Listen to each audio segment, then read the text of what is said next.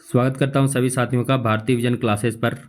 आज हम झारखंड टीजीटी हिंदी 2024 जिसकी परीक्षा बहुत जल्द होने वाली है, इसके हम तीसरा क्लास लेकर आए हैं। इस क्लास में हम आज चर्चा करेंगे भारतीय संघ की भाषा के रूप में हिंदी भाषा का विकास। आपको पता है कि भारतीय विजन क्लासेस पर झारखंड टीजीटी यानी झारखंड हाई स्कूल प्रतियोगी परीक्षा की तैयारी करवाई जा रही है। जो विद्यार्थी जिनका विषय हिंदी है वे भारतीय विजन क्लासेस से जुड़ जाएं। यहाँ पर आपको संपूर्ण निचोड़ सिलेबस के अनुसार प्रारंभ से अंत तक बेहतरीन तरीके से अध्ययन कराया जाएगा यानी एक सारे टॉपिक की चर्चा होगी, तो बहुत बेहतरीन होने वाला है। 2 क्लास जो विद्यार्थी क्लास 1 क्लास 2 नहीं देखेंगे उसे देख लेंगे। आज ये तीसरा क्लास है क्योंकि झारखंड टीजीटी का जो सिलेबस है 3 भागों में है। प्रथम भाग को हम शुरू किए हैं हिंदी भाषा का विकास और स्थिति, यानी हिंदी भाषा का उद्भव और विकास से संबंधित है। तो इसमें जो तीसरा टॉपिक लगा हुआ है भारतीय संघ की भाषा के रूप में हिंदी भाषा का विकास, इसकी चर्चा आज हम करेंगे। इसके अंतर्गत हम हिंदी भाषा से संबंधित राजभाषा, राष्ट्रभाषा, भाषा वर्ग क्षेत्र क ख ग, संपर्क भाषा, राजभाषा आयोग, केंद्रीय हिंदी निदेशालय, अनुच्छेद 343 से 351 तक की भी चर्चा करेंगे और भारतीय अंतर्राष्ट्रीय भाषा के रूप में हिंदी का क्या स्थिति है उसकी भी चर्चा करेंगे। तो बहुत ही बेहतरीन क्लास होने वाला है। तो जितने भी झारखंड के छात्र हैं, इसके अलावा जो यूजीसी नेट की तैयारी कर रहे हैं, केबीएस की तैयारी कर रहे हैं, एनबीएस की तैयारी कर रहे हैं, टीजीटी या पीजीटी की तैयारी कर रहे हैं, याद रखिएगा लगभग सिलेबस सब एक ही रहता है, सब में लगभग एक ही चीज़ पढ़नी होती है। तो सभी साथी जुड़ जाएंगे, बहुत ही बेहतरीन आज का क्लास होने वाला है। चर्चा हम करते हैं। सबसे पहले चर्चा करते हैं संविधान में हिंदी, यानी संविधान में, भारतीय संविधान में हिंदी की क्या स्थिति है उसकी चर्चा करते हैं। तो भारतीय संविधान में हिंदी 14 सितंबर 1949 ईस्वी को राजभाषा की मान्यता प्रदान की गई। हिंदी भाषा को 14 सितंबर 1949 ईस्वी को राजभाषा की मान्यता प्रदान की गई। यानी हिंदी को राजभाषा की मान्यता कब प्रदान की गई? तो 14 सितंबर 1949 ईस्वी को। बहुत ही महत्वपूर्ण ये टॉपिक है, तो इसे याद रखिएगा, यहाँ से कई बार परीक्षा में प्रश्न आ चुके हैं। अगला महत्वपूर्ण बिंदु है, इसकी भी चर्चा करते हैं। राजभाषा क्या होता है? तो राजभाषा राज्य सरकार द्वारा प्राधिकृत भाषा जिसका प्रयोग कहाँ कहाँ होता है? सरकारी कामकाज में, प्रशासन में, संसद में, विधान मंडलों में। इसके अलावा न्याय वगैरह जो होते हैं सभी जगह किस भाषा का प्रयोग होता है? तो राजभाषा का प्रयोग होता है। यानी सरकारी कार्यों में जिस भाषा का प्रयोग होता है राजभाषा उसे कहते हैं। भारत में कुल कितने राजभाषाएं, इसे भी याद रखना, तो 22 राजभाषाएं, जिसमें से एक क्या है? तो हिंदी है। यानी भारत में कुल 22 राजभाषाएं हैं, जिसमें से एक क्या है? तो हिंदी भी शामिल है। राजभाषा को अंग्रेजी में क्या बोलते हैं? ये भी बहुत ही महत्वपूर्ण है, तो इसे भी याद रखिएगा। राजभाषा को अंग्रेजी में ऑफिशियल लैंग्वेज कहते हैं। क्या कहते हैं? ऑफिशियल लैंग्वेज कहते हैं। सर्वप्रथम इसके लिए स्टेट लैंग्वेज नाम सुझाया गया था, परंतु बाद में इसे ऑफिशियल लैंग्वेज से जाना गया। यानी राजभाषा को अंग्रेजी में ऑफिशियल लैंग्वेज कहा जाता है। भारत का अगला महत्वपूर्ण बिंदु है, भारत का संविधान में भाग 2, भाग 6 और भाग 17 बहुत ही महत्वपूर्ण, याद रखिएगा, यहाँ ये बहुत ही महत्वपूर्ण टॉपिक है। भारत का जो संविधान है उस संविधान में भाग 2, भाग 6 और भाग 17 में राजभाषा संबंधी नियम है। ये 3 भाग याद रखिएगा, भाग 2, भाग 6 और भाग 17। ये 3 भागों में राजभाषा संबंधी क्या है? तो नियम बनाए गए हैं। उसकी भी हम चर्चा करते हैं। सबसे पहले भाग 2, तो भाग 2 में अनुच्छेद 120, इसमें संसदीय भाषा का उल्लेख है। परीक्षा में प्रश्न कई बार आ जाता है कि किस अनुच्छेद में संसदीय भाषा का उल्लेख है, ये प्रश्न आ चुका है। तो अनुच्छेद 120, तो ये अनुच्छेद जो है भाग 2 के अनुच्छेद 120 में संसदीय भाषा का उल्लेख है। उसके बाद भाग 6, उसमें अनुच्छेद 210 है। क्या है? तो भाग 6 के अनुच्छेद 210 में राज्य की विधान सभाओं में भाषा संबंधी क्या है? तो दिशा निर्देश दिया गया है। यानी भाग 6 अनुच्छेद 210 में राज्य की विधान सभाओं की भाषा संबंधी निर्देश दिया गया है। यहाँ भी एक प्रश्न बन जाता है कि राज्य की विधानसभाओं की भाषा संबंधी निर्देश किस अनुच्छेद में है, तो अनुच्छेद 210। संसदीय भाषा का उल्लेख किस अनुच्छेद में है, तो अनुच्छेद 120। तो दोनों महत्वपूर्ण है। अब चलते हैं भाग 17 जो सबसे ज़्यादा महत्वपूर्ण है, प्रतियोगी परीक्षा में यहाँ से ही प्रश्न आते हैं। यानी भाग 17 जो है 4 अध्यायों में है और उसमें कुल कितने अनुच्छेद हैं, तो अनुच्छेद 343 से 351 तक की राजभाषा संबंधी प्रावधान है। यानी भाग 17 में अनुच्छेद 343 से लेकर 351 तक की जो राजभाषा संबंधी प्रावधान है उसकी चर्चा है। सबसे पहले चर्चा करते हैं अनुच्छेद 343 जो सबसे महत्वपूर्ण है, कई बार यहाँ से प्रश्न आ चुके हैं। तो अनुच्छेद 343 जो है संघ की राजभाषा हिंदी, यानी इसके अनुसार अनुच्छेद 343 के अनुसार क्या है, तो संघ की राजभाषा हिंदी और राजलिपि देवनागरी होगी। ये परीक्षा में यहाँ से प्रश्न आ चुका है कि किस अनुच्छेद के अनुसार संघ की राजभाषा हिंदी और राजलिपि देवनागरी होगी, तो अनुच्छेद 343। अनुच्छेद 343 बहुत ही महत्वपूर्ण है। अनुच्छेद 344 इसमें क्या चर्चा है, तो अनुच्छेद 344 में संसद का आयोग और समिति से संबंधित है। अनुच्छेद 344 जो है वो संसद का आयोग और समिति से संबंधित है। अनुच्छेद 345, तो अनुच्छेद 345 जो है राज्य की राजभाषाओं से संबंधित है। अनुच्छेद 345 जो है वो राज्य की राजभाषाओं से क्या है, तो संबंधित है। आगे बढ़ते हैं। अब अनुच्छेद 346 की चर्चा करते हैं। तो अनुच्छेद 346 एक राज्य, देखिए ध्यान दीजिएगा बहुत ही महत्वपूर्ण है, एक राज्य का दूसरे राज्य से संचार हेतु राजभाषा हिंदी के प्रयोग का प्रावधान किया गया है। यानी इसमें एक राज्य दूसरे राज्य से संचार करने के लिए जिस राजभाषा का इस प्रयोग होना चाहिए उसी के बारे में इसमें प्रावधान किया गया है। यानी एक राज्य दूसरे राज्य से किस प्रकार अपना संचार कर सकता है, इसकी चर्चा किसमें किया गया, इसका प्रावधान किसमें किया गया, इसका नियम किसमें बनाया गया, तो अनुच्छेद 346। अनुच्छेद 347 इसमें क्या है, तो अनुच्छेद 347 में किसी भी राज्य द्वारा बोले जाने वाली भाषा को राष्ट्रपति द्वारा उस राज्य की दूसरी राजभाषा के रूप में शासकीय प्रयोजन के लिए प्रावधान किया गया है। अर्थात किसी भी राज्य में बोले जाने वाली कोई दूसरी भाषा, मान लो अगर पहली भाषा अगर वहाँ अगर हिंदी है, तो अगर वहाँ के राज्य की दूसरी भाषा अगर कुछ हो जिसे पूरे राज्य में बोली जाती है, तो उस उसे दूसरी राजभाषा के रूप में शासकीय प्रयोजन के लिए प्रावधान किया गया है।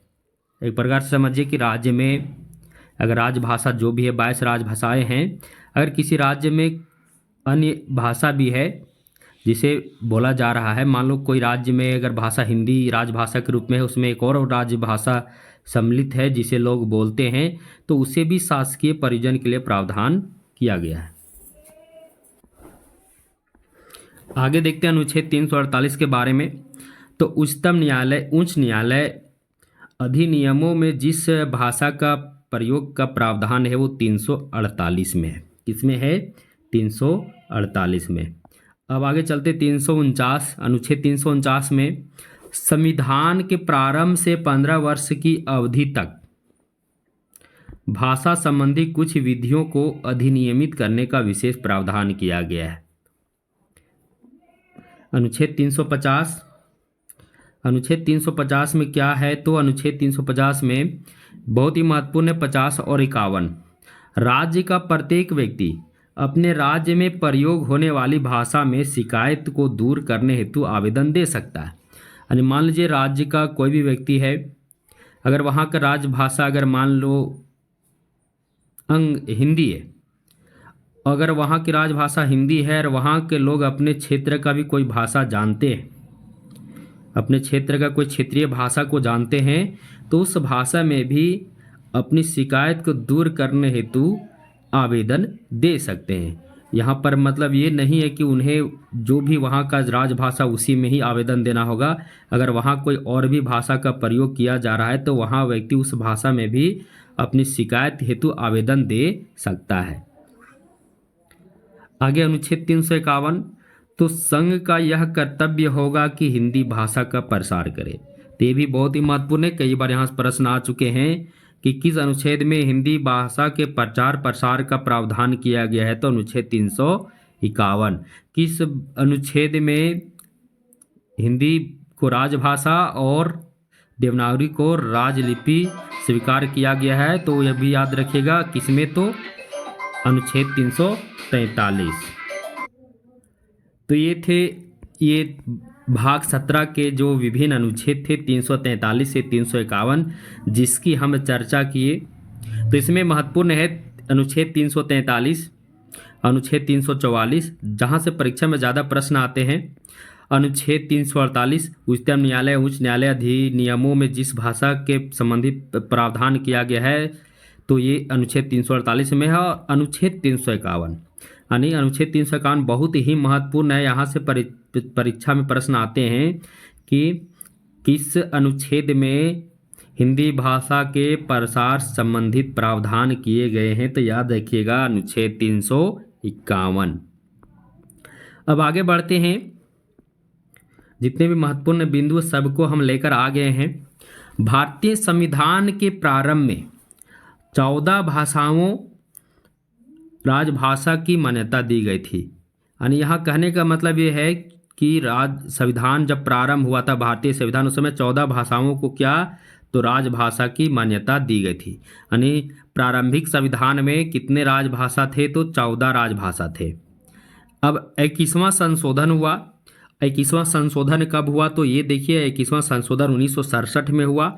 इसमें एक भाषा को और जोड़ दिया गया। तो भाषा कौन सी थी? तो सिंधी भाषा। अनेक भाषा को सिंधी भाषा से में जोड़ा गया तो भाषा हो गया राजभाषा 14।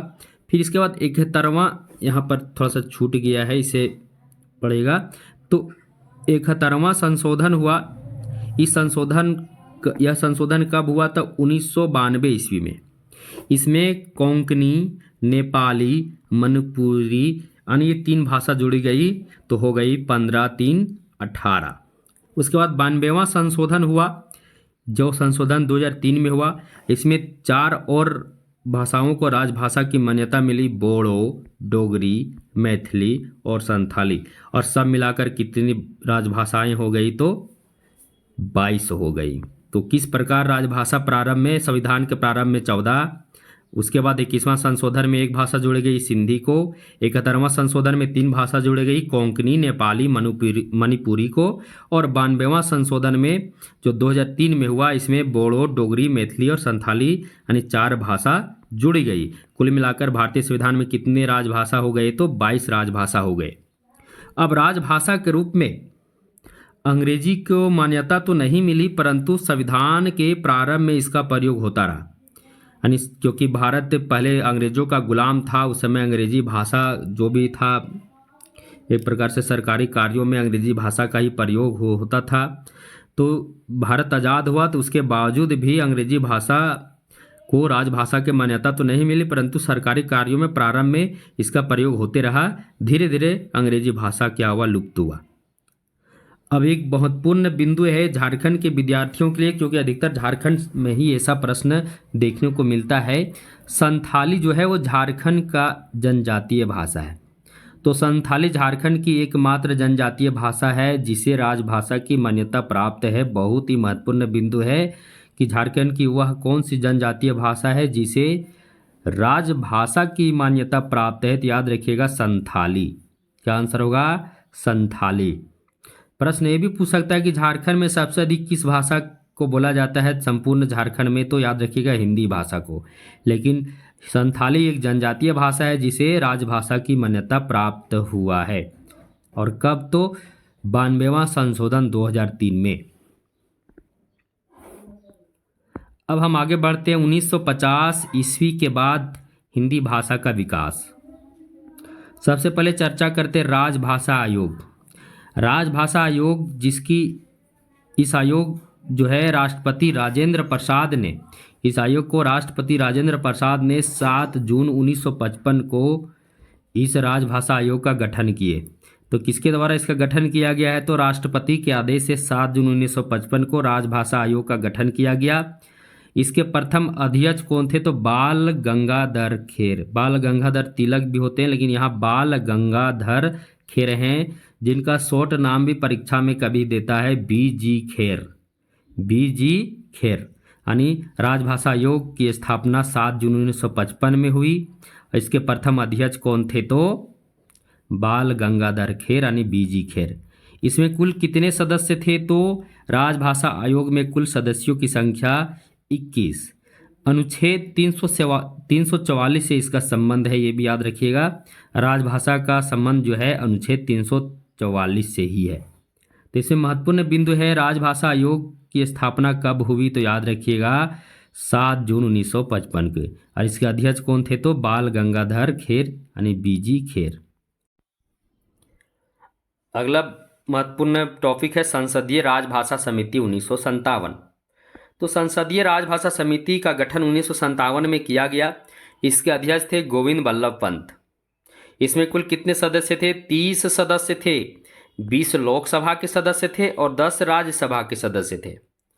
और इस संसदीय राजभाषा समिति का उद्देश्य क्या था? 1965 के बाद हिंदी भारत की क्या हो?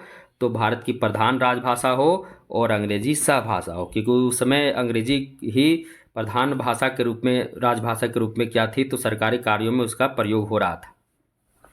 अब इस संसदीय राजभाषा समिति का संबंध 344 के खंड 4 और खंड 5 से इसका संबंध है। इस समिति ने राष्ट्रपति को अपना प्रतिवेदन दिया था। अब प्रतिवेदन देने का वही मुख्य कारण था कि 1965 के बाद हिंदी भारत की प्रधान राजभाषा हो और अंग्रेजी सहभाषा, यही उनका उद्देश्य था। तो राष्ट्रपति ने उनके प्रतिवेदन के बाद 2 आयोग की घोषणा की।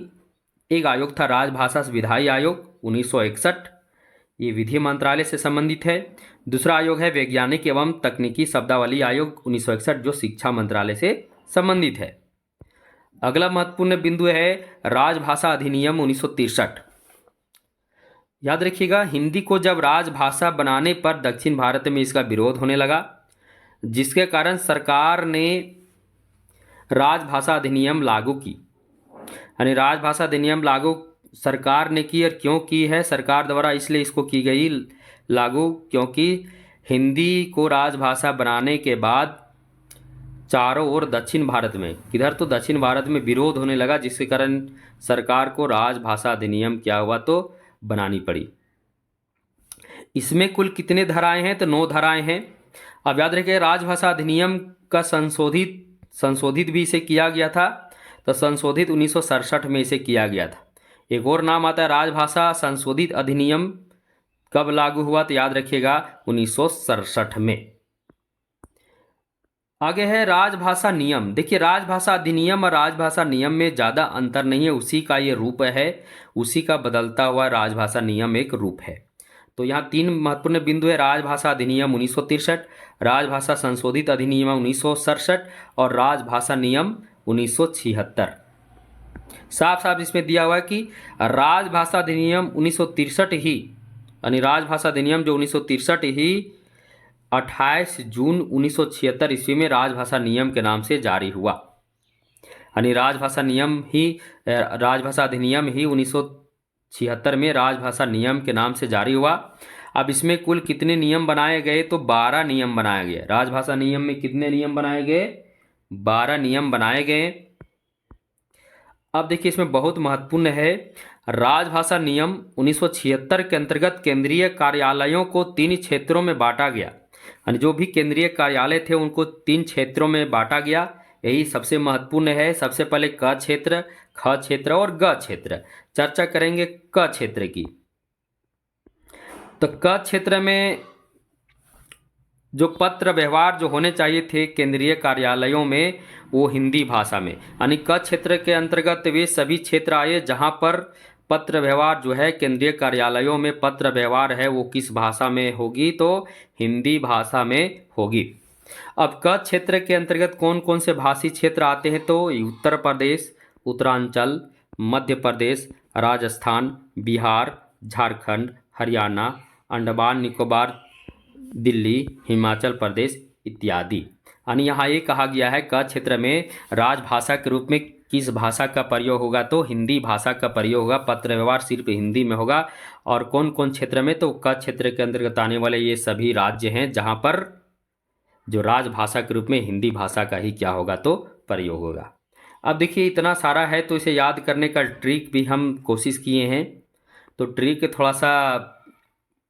ट्रिक हम याद कराने के कारण इस ट्रिक को बनाए हैं, क्योंकि कन्फ्यूजन हो सकता है कि अब कच्छ क्षेत्र के अंतर्गत हरियाणा, अंडमान निकोबार द्वीप समूह बहुत सारा दिया रहेगा, तो उसमें कन्फ्यूजन हो जाएगा कौन होगा या नहीं होगा।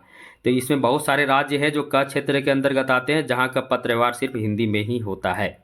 अब देखिए इसे याद करने का ट्रिक क्या है, हम इसे लिए हैं उमराज को बिहा दीही, झारखंड में पिहा दीही।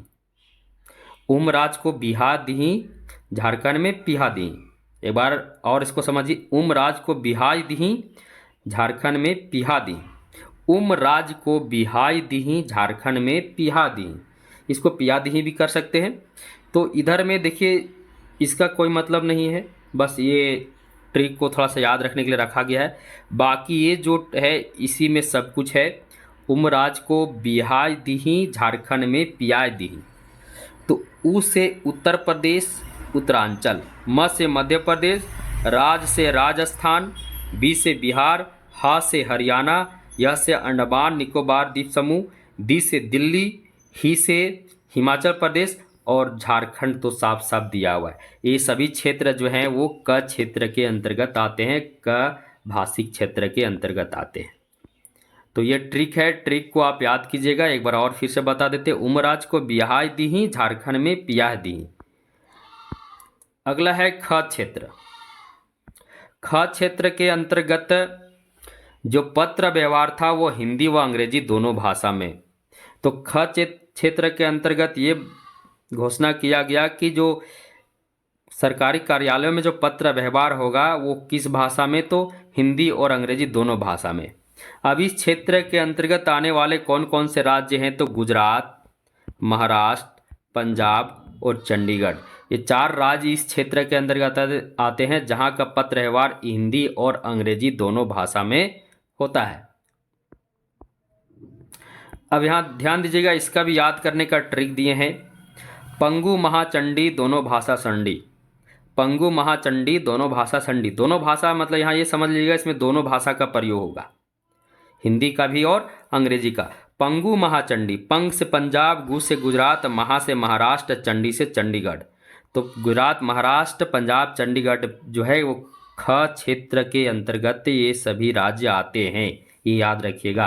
और यहाँ का पत्र व्यवहार हिंदी व अंग्रेजी दोनों भाषा में होता है।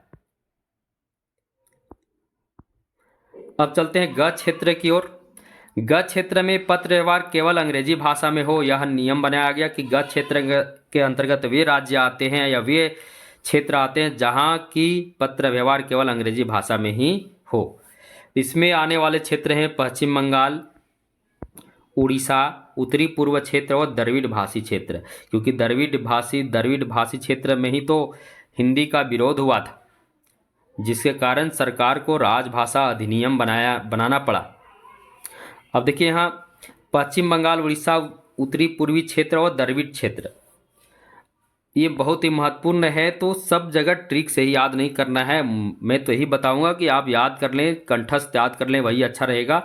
ट्रिक है कि अगर आप भूल गए तो आपको ट्रिक भी काम करेगा, तो इसमें कोई ट्रिक नहीं है। जो बच गए पश्चिम बंगाल, उड़ीसा, उत्तरी पूर्वी क्षेत्र, द्रविड़ भाषी क्षेत्र, ये सभी जो है यहाँ पर जो पत्र व्यवहार था सरकारी कार्यालयों का वो अंग्रेजी भाषा में था। तो 3 क्षेत्र में बांटा गया, क क्षेत्र, ख क्षेत्र और ग क्षेत्र।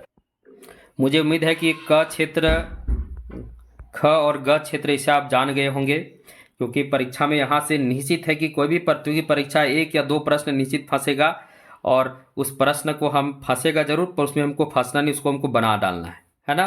तो ये याद करने का ट्रिक भी याद कर लेंगे। क क्षेत्र के अंतर्गत कौन कौन से राज्य आते हैं, कौन कौन से क्षेत्र आते हैं, वहाँ की भाषा क्या है, तो ये भी याद रखना। क में हिंदी, ख में हिंदी इंग्लिश दोनों, और ग में सिर्फ इंग्लिश यानी अंग्रेजी। क्षेत्र भी बता दिए कौन कौन से क्षेत्र आते हैं। अब आगे चलते हैं। केंद्रीय हिंदी निदेशालय की स्थापना कब हुई, तो मार्च 1960 में हुई। ये भी परीक्षा में प्रश्न आता है, केंद्रीय हिंदी निदेशालय की स्थापना कब हुई, तो मार्च 1960 ईस्वी में हुई। इस निदेशालय द्वारा हिंदी विश्वकोश का संकलन, द्विभाषिक शब्दकोश का निर्माण, हिंदी समाचार जगत नामक समाचार पत्र का प्रकाशन किया गया था। इसके अलावा केंद्रीय हिंदी निदेशालय ने बहुत सारे महत्वपूर्ण कार्य किए। इसके अलावा केंद्रीय हिंदी निदेशालय द्वारा 1961 ईस्वी में वैज्ञानिक एवं तकनीकी शब्दावली आयोग की स्थापना की गई। किसके द्वारा? तो राष्ट्रपति के आदेश के बाद केंद्रीय हिंदी निदेशालय ने 1961 ईस्वी में वैज्ञानिक एवं तकनीकी शब्दावली आयोग की स्थापना की। इसके अलावा केंद्रीय हिंदी निदेशालय ने 1971 में 61 में किसकी स्थापना की? तो वैज्ञानिक एवं तकनीकी शब्दावली आयोग की स्थापना की। और 1971 में केंद्रीय अनुवाद ब्यूरो की भी स्थापना की। तो केंद्रीय हिंदी निदेशालय जो है इसकी स्थापना 1960 में हुई थी और इसके द्वारा वैज्ञानिक एवं तकनीकी शब्दावली आयोग की स्थापना हुई और केंद्रीय अनुवाद ब्यूरो की भी स्थापना हुई। आगे बढ़ते हैं। हिंदी दिवस प्रतिवर्ष 14 सितंबर को मनाया जाता है, क्योंकि 14 सितंबर 1949 को हिंदी को राजभाषा की मान्यता मिली थी और उसी के आधार पर 14 सितंबर को प्रतिवर्ष भारत में क्या मनाया जाता है? तो हिंदी दिवस मनाया जाता है। विश्व हिंदी दिवस प्रतिवर्ष 10 जनवरी को मनाया जाता है। याद रखिएगा, विश्व हिंदी दिवस प्रतिवर्ष कब मनाया जाता है? तो 10 जनवरी को मनाया जाता है।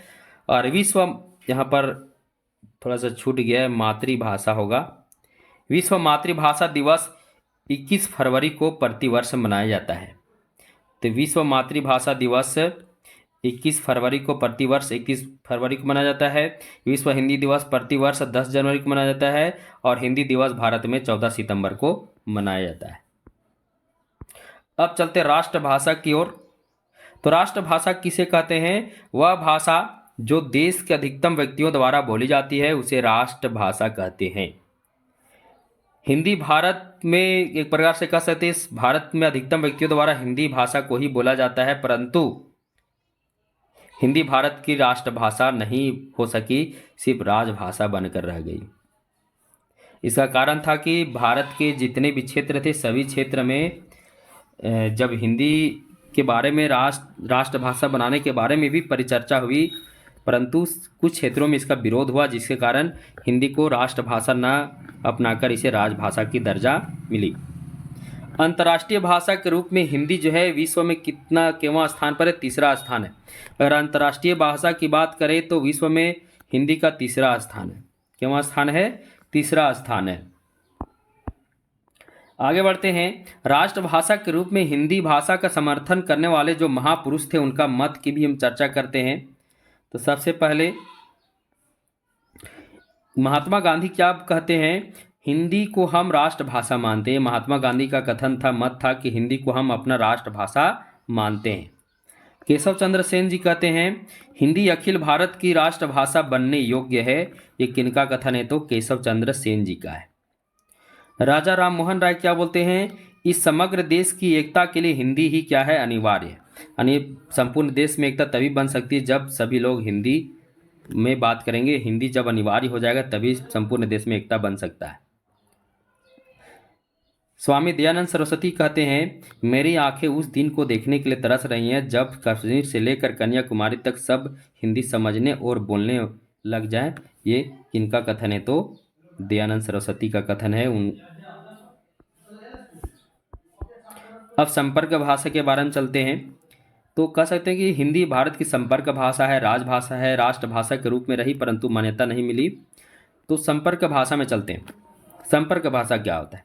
व्यक्ति, परिवार, समाज, राज्य तथा देश विदेश के बीच अपनी भावनाओं, सूचनाओं का आदान प्रदान में जिस भाषा का प्रयोग होता है उसे क्या कहते हैं? संपर्क भाषा कहते हैं। चाहे वो व्यक्ति के संपर्क हो, पारिवारिक संपर्क हो या समाज का संपर्क हो, एक राज्य दूसरे राज्य से संपर्क करते हो या देश विदेश के बीच संपर्क करते हो, तो इस संपर्क में जिस भाषा का प्रयोग किया जाता है उसे क्या कहते हैं? संपर्क भाषा कहते हैं। प्राचीन काल में भारत की संपर्क भाषा संस्कृत थी। याद रखिएगा, प्राचीन काल में भारत की संपर्क भाषा क्या थी? संस्कृत थी। आज हिंदी भारत के लोगों के लिए संपर्क भाषा है और आज संपूर्ण भारत में किस भाषा को संपर्क भाषा के रूप में माना जाता है? तो हिंदी को माना जाता है। अंतर्राष्ट्रीय स्तर पर अंग्रेजी संपर्क भाषा है। अगर अंतर्राष्ट्रीय स्तर पर देश विदेश की बात करें तो देश विदेश की बात करेंगे तो अंग्रेजी संपर्क भाषा है, जबकि भारत के लिए क्या है? तो हिंदी संपर्क भाषा है। एक देश दूसरे देश से अंग्रेजी भाषा में ही संपर्क करते हैं, ये याद रखिएगा। जहाँ कहने का मतलब भारत में हिंदी भाषी क्षेत्र है, परंतु अन्य देश जो हैं सभी जगह हिंदी भाषा का उतना प्रचलन नहीं, तो वहाँ पर अंग्रेजी भाषा जो है संपूर्ण विश्व में प्रत्येक देश में हिंदी अंग्रेजी भाषा का प्रचलन है। इसलिए अंग्रेजी को अंतर्राष्ट्रीय स्तर पर संपर्क भाषा माना जाता है, जबकि हिंदी को भारत में संपर्क भाषा माना जाता है। भारत का प्राचीन संपर्क भाषा कौन थी? तो संस्कृत थी। तो मुझे उम्मीद है आज का क्लास आपके लिए बहुत ही बेहतरीन रहा होगा। इसमें जितने भी महत्वपूर्ण बिंदु थे उससे लेकर आए। इसमें आपको क्या क्या ज़्यादा याद करना है, तो हिंदी दिवस कब होता है? तो 14 सितंबर। विश्व हिंदी दिवस 10 जनवरी। अब यहाँ से परीक्षा में प्रश्न फंसता है कि केंद्रीय हिंदी निदेशालय की स्थापना कब हुई? तो 1960 ईस्वी में। केंद्रीय हिंदी निदेशालय द्वारा किस शब्दावली आयोग की स्थापना हुई? तो वैज्ञानिक एवं तकनीकी शब्दावली आयोग की स्थापना हुई। प्रश्न ऐसे भी पूछ सकता है, वैज्ञानिक एवं तकनीकी शब्दावली आयोग की स्थापना कब हुई? तो 1961 में। किसके द्वारा हुई? तो केंद्रीय हिंदी निदेशालय द्वारा। अगला है केंद्रीय अनुवाद ब्यूरो की स्थापना किसके द्वारा की गई? तो ये भी केंद्रीय हिंदी निदेशालय द्वारा। बहुत ही महत्वपूर्ण है।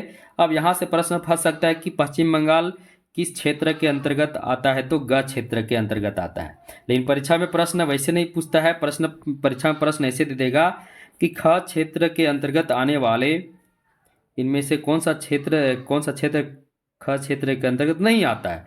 इसमें आपका गुजरात, महाराष्ट्र, पंजाब और एक आध गो आपका मध्य प्रदेश दे देगा। तो यहाँ आपका कंफ्यूजन हो जाएगा, इसलिए आपको इसे याद करना अनिवार्य है। सबसे ज़्यादा कंफ्यूजन क क्षेत्र में होगा। निम्नलिखित में कौन सा राज्य या कौन सा क्षेत्र का क्षेत्र के अंतर्गत नहीं आता है? इसमें बहुत सारे हैं, तो हो सकता है कि आपका कंफ्यूजन हो जाएगा। तो इसलिए आपको बोले कि इसे आपको कंठस्थ याद कर लेना, क क्षेत्र के अंतर्गत कौन आता है, ख के अंतर्गत और ग के अंतर्गत, क्योंकि यहाँ से परीक्षा में प्रश्न निश्चित ही फंसने वाले। हम ट्रिक भी दे दिए क और ख क्षेत्र के लिए। इस ट्रिक को भी आप याद रखिएगा, तो ट्रिक से भी आपके दिमाग में रहेगा, लेकिन कोशिश करना कि इसे आपको याद करना है। ट्रिक है उमराज को बिहाय दीही, झारखंड में पियाह दीही।